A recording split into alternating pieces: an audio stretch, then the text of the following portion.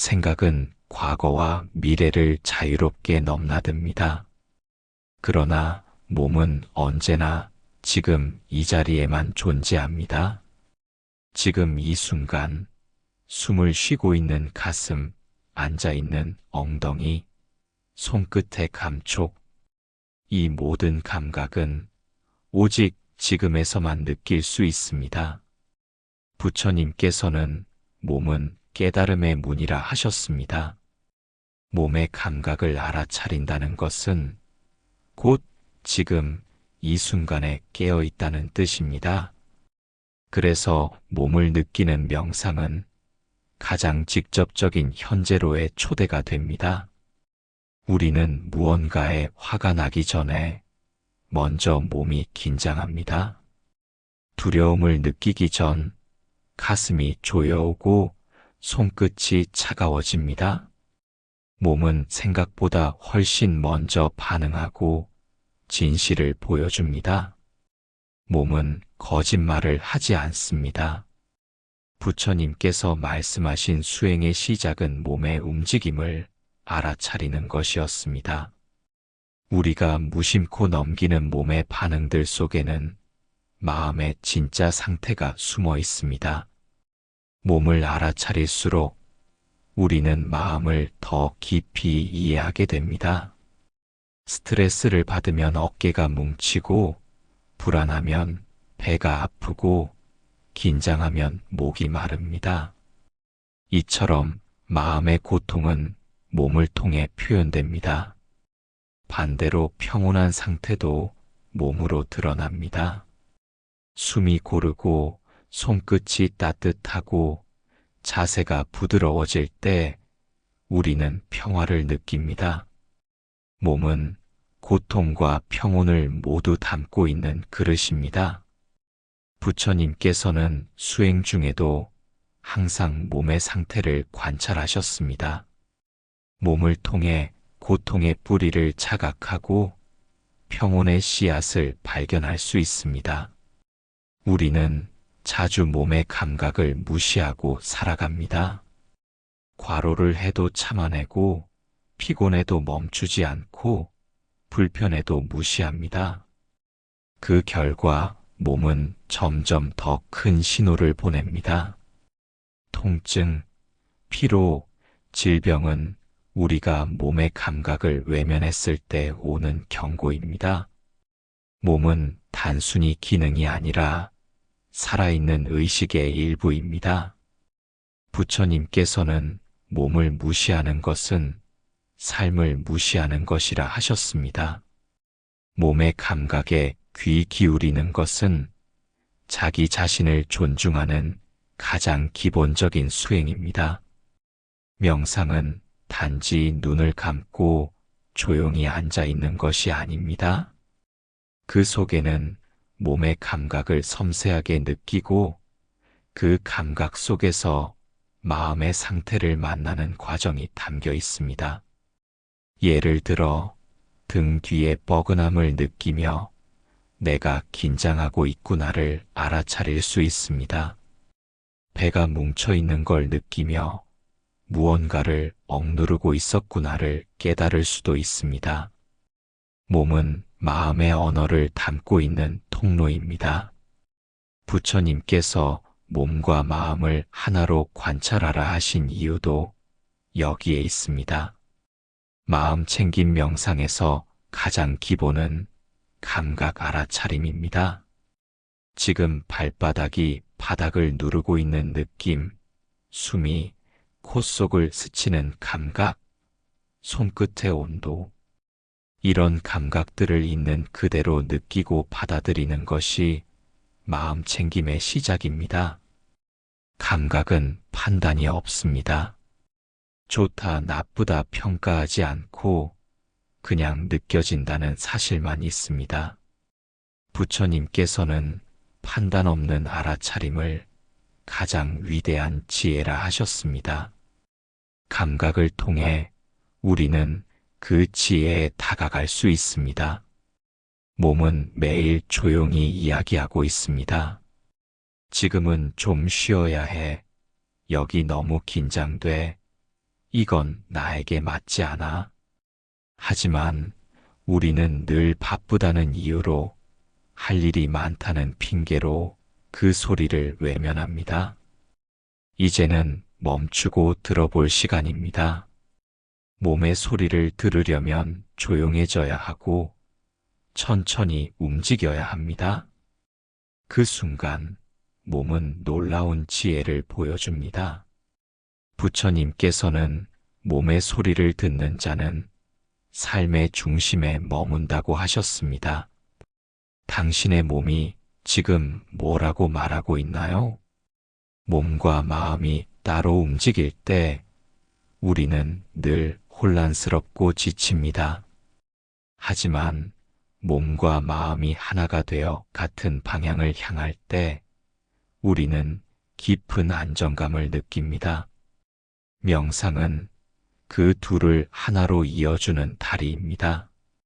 하루에 단 5분이라도 몸의 감각을 바라보는 시간을 가져보세요. 숨 쉬는 감각, 앉아있는 감각, 걷는 감각. 이 모든 것이 나와 다시 연결되는 순간입니다.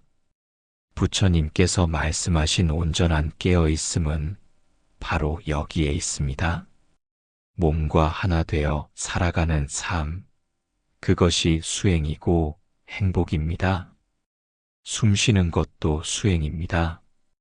우리는 늘 숨을 쉬고 있지만 그 숨을 알아차리는 일은 거의 없습니다. 부처님께서는 호흡을 바라보는 것만으로도 수행이 시작된다고 가르치셨습니다. 호흡은 언제나 지금 이 순간에 존재합니다.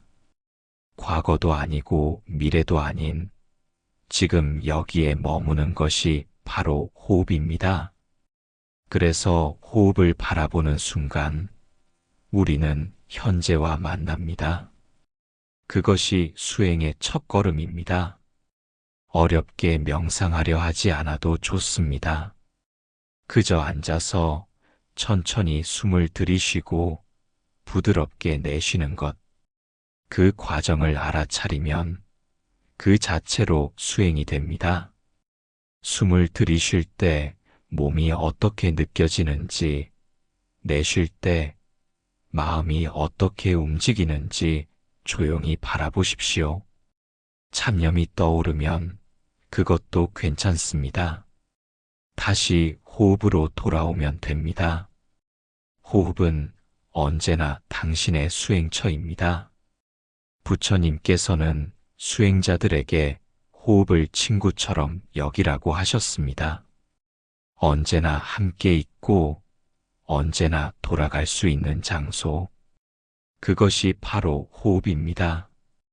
호흡을 바라보면 몸은 이완되고 마음은 차분해집니다. 어지러운 생각도 불안한 감정도 호흡 앞에서는 서서히 가라앉습니다. 그것은 억지로 억누르는 것이 아니라 자연스럽게 비워지는 것입니다. 지금 이 순간 조용히 앉아 숨을 바라보십시오.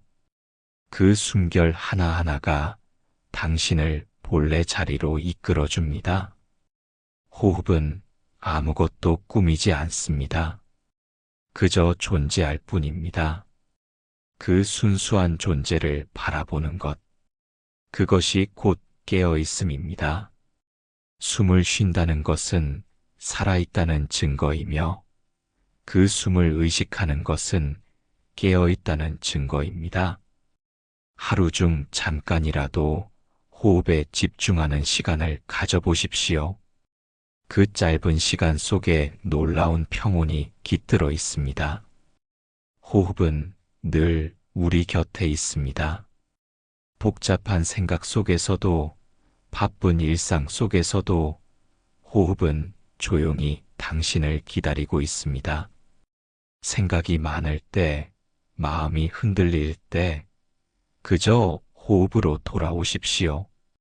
들이쉬고 내쉬는 그 단순한 움직임이 당신을 고요함으로 이끌 것입니다. 숨 쉬는 것도 수행입니다. 그 수행은 언제든 어디서든 가능합니다. 특별한 장소도 복잡한 형식도 필요 없습니다. 단지 지금 이 자리에서 당신의 숨결에 마음을 두는 것, 그것이 바로 수행입니다. 부처님께서는 말씀하셨습니다. 깨어있는 자는 자신의 숨결 안에서 진리를 본다고. 그 진리는 거창한 것이 아닙니다. 단순한 호흡 속에 숨어있는 고요함과 명료함, 그리고 자비의 씨앗입니다. 지금 숨 쉬고 있는 그 자리에서 이미 수행은 시작되고 있습니다. 숨을 의식하는 것, 그것만으로도 충분합니다. 오늘 하루 몇 번이라도 조용히 호흡을 바라보며 당신의 마음을 쉬게 하십시오. 그 숨 하나가 당신을 치유하고 당신을 자유롭게 할 것입니다. 마음이 아프면 몸도 힘들어집니다. 부처님께서는 몸과 마음은 하나로 연결되어 있다고 가르치셨습니다. 마음의 고통이 쌓이면 그 고통은 곧장 몸으로 흘러갑니다. 숨이 얕아지고 몸이 굳고 속이 불편해지고 두통이나 가슴 답답함이 찾아옵니다. 눈에 보이지 않는 마음의 상처가 몸에 고스란히 나타나는 것입니다. 그래서 마음을 돌보는 일은 몸을 돌보는 일이기도 합니다. 사람들은 몸이 아프면 약을 찾고 병원을 찾지만 마음이 아플 땐 참고 넘기려 합니다. 하지만 마음은 그저 참는다고 사라지지 않습니다. 감정은 억누를수록 쌓이고 언젠가는 몸의 이상으로 나타납니다.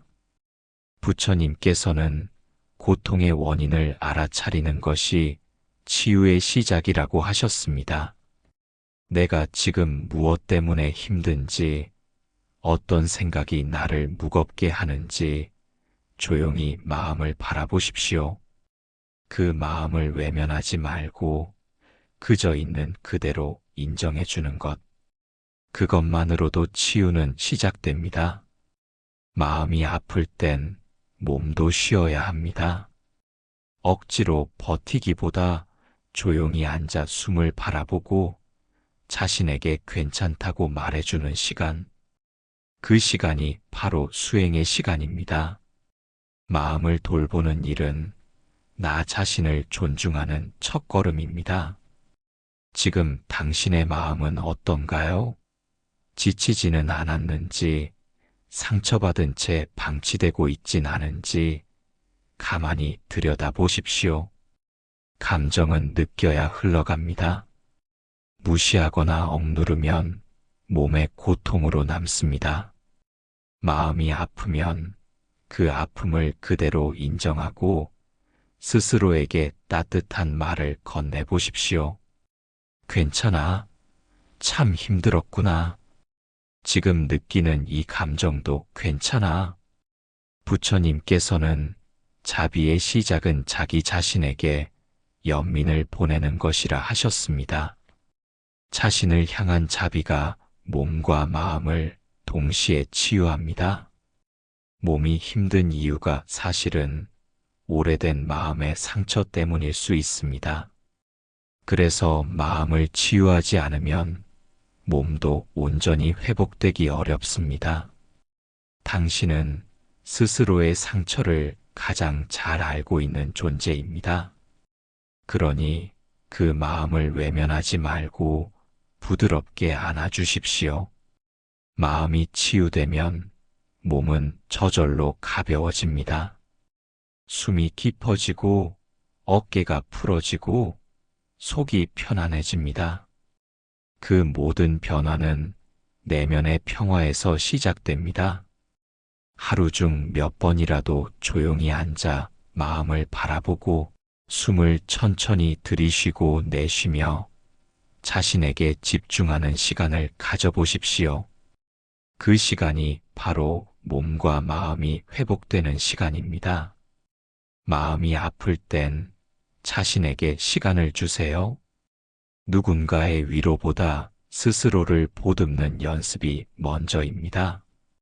부처님께서는 고통을 외면하지 말고 그 안에 머무르라고 하셨습니다. 그 머무름 속에서 우리는 고통이 줄어드는 것을 경험하게 됩니다. 마음이 고요해지면 몸도 따뜻해집니다. 오늘 하루 당신의 몸이 아프다면 마음도 함께 살펴보시길 바랍니다. 마음이 괜찮아질수록 몸도 점점 평온을 되찾을 것입니다. 그리고 그 평온은 삶 전체를 부드럽게 바꿔놓을 것입니다. 균형 잡힌 수행은 부처님께서 강조하신 가장 지혜로운 삶의 방식 중 하나입니다. 수행에는 다양한 길이 있습니다.